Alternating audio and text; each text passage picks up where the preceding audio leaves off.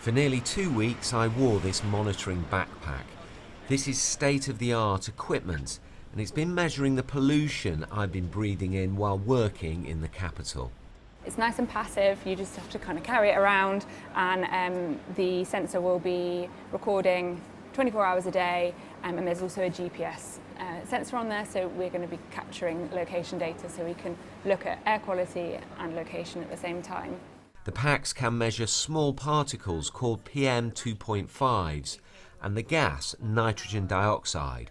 Both are damaging to health. I spend a lot of time out and about in the capital. This is Oxford Street, which is one of the most polluted streets in the world when it comes to nitrogen dioxide. And I also use the tube, trains and buses a lot, so I'll be really interested to find out what I'm actually breathing in.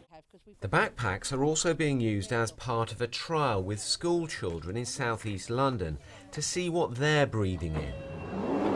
After 2 weeks wearing this backpack, we sent the data off for analysis, and the results were stark. There are high levels of pollution, mainly on my commute.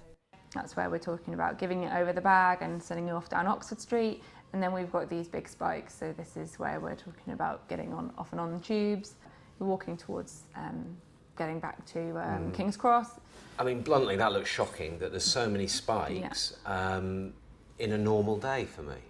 Yeah, I think it's quite representative of a normal London day. And on the tube as well.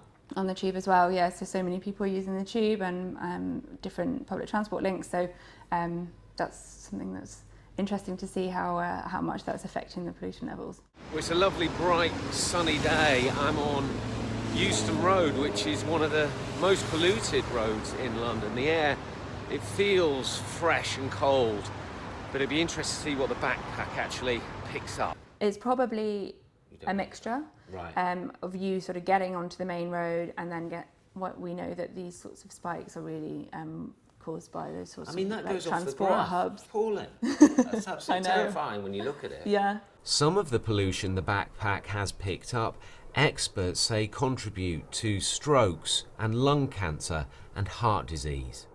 So this is Oxford Street. We show the results to experts at King's College. The largest pollution spikes are when I go on the tube. Do we know if that's harmful to me or to commuters?